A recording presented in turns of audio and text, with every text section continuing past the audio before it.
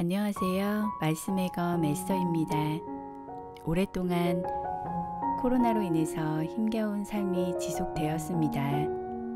이 전염병은 수많은 사람들의 생명을 빼앗아갔습니다. 가장 가까운 사람이 갑자기 세상을 떠나고 그제야 우리는 죽음에 대해서 인식하고 절실하게 깨닫습니다. 지난해 말 저도 사랑하는 사람을 처음으로 떠나보냈습니다. 믿는 자에게는 죽음 이후에 천국이란 곳으로 간다는 확신이 있지만 우리는 인생이 언젠가는 끝난다는 사실을 다시 한번 깨닫게 되었습니다. 과연 어떻게 살아야 하는지에 대한 생각도 깊어졌습니다. 오늘은 존 파이퍼의 삶을 허비하지 말라는 책에서 저의 고민에 대한 해답을 찾아봅니다.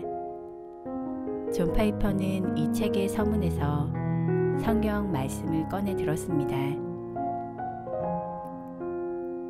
너희는 너희 자신의 것이 아니라 값으로 산 것이 되었으니 그런즉 너희 몸으로 하나님께 영광을 돌리라.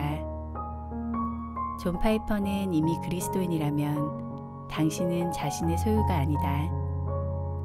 그리스도께서 그분의 생명을 주고 당신을 사셨기 때문이다. 당신은 이제 이중으로 하나님의 소유다.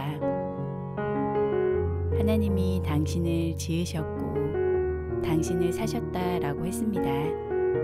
그리고 이렇게 경각심을 일깨웠습니다. 삶을 허비하느니 차라리 잃는 게 낫다. 하나님이 기뻐하시는 삶을 산다. 당신의 삶은 힘들어지고 당신의 위험은 높아지며 그리고 당신의 기쁨은 충만할 것이다. 존 파이퍼는 이 책에서 살면서 상처를 피하는 방법이 아니라 어떻게 하면 삶을 허비하지 않는지를 알려준다고 했습니다. 존 파이퍼는 늙어서 회심한 어느 노인의 이야기를 해주었습니다. 교회는 수십 년간 그를 위해 기도했다. 그러나 그의 마음은 커다란 바위처럼 꿈쩍도 하지 않았다. 그런데 무슨 연유인지 아버지가 설교하던 날 그 노인이 교회에 나타났다. 그러더니 예배를 마치고 찬송을 부를 때 노인이 아버지께 다가와서는 아버지 손을 잡았다. 그 광경을 보고 모두 깜짝 놀랐다. 사람들이 모두 집으로 돌아간 후 아버지와 노인은 앞자리에 나란히 앉았다.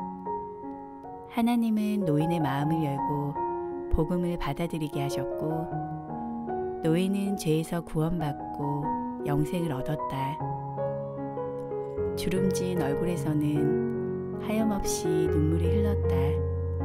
그가 울면서 중얼거린 말 한마디가 내 가슴에 박혔다.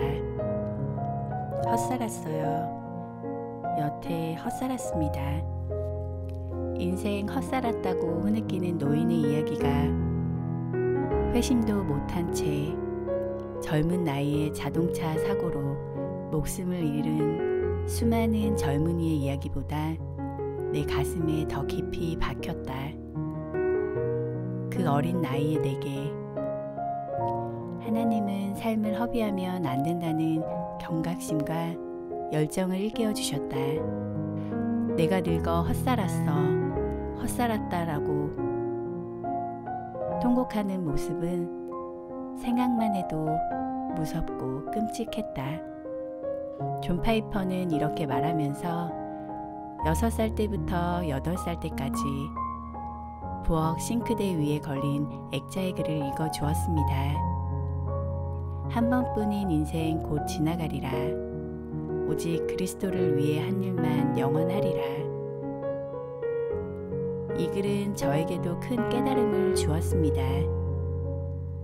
이 세상의 삶은 오직 한 번뿐이며 그 삶을 허비하지 말아야 한다면 과연 어떻게 살아야 할까요? 내 인생의 의미는 무엇일까요? 죽음 앞에서 다시금 하나님이 주신 인생에 대해서 생각하게 됩니다. 정작 중요하지 않고 부질없는 것 때문에 인생을 허비하고 있지는 않은지, 정말 해야 할 일들은 못하고 있지는 않는지 오늘도 고민이 깊어집니다.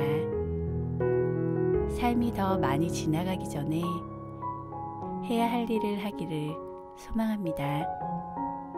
사랑하고 축복합니다.